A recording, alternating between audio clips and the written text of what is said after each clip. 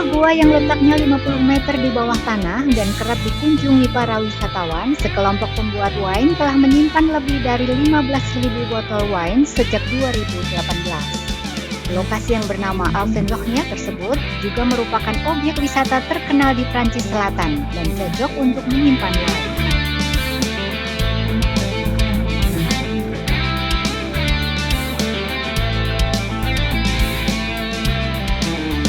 Alors, effectivement, l'intérêt de faire vieillir des vins au fond de cette grotte, il est tout d'abord une température constante.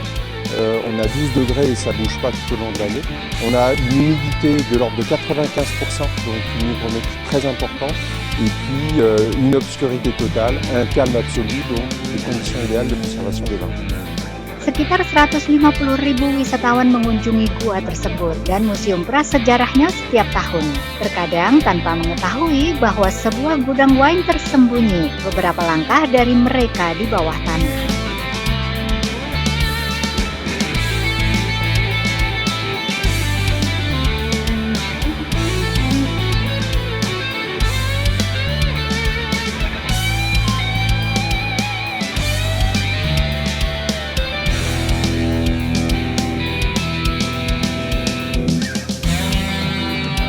Ça peut rester expérimental parce que vous voyez bien, là on a 15 000 bouteilles. En termes de logistique, pour descendre des bouteilles, les élever pendant 2, 3, 4 ans, avoir des navettes puis jusque chez nous, etc., c'est relativement compliqué. Donc ça reste une opération, on va dire, de nos tourismes pour faire connaître ce terroir des Côtes du Vivarais.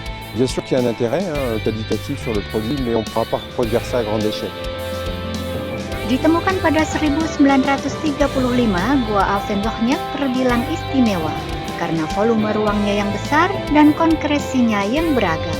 Koresponden kantor berita Xinhua melaporkan dari Paris, Prancis.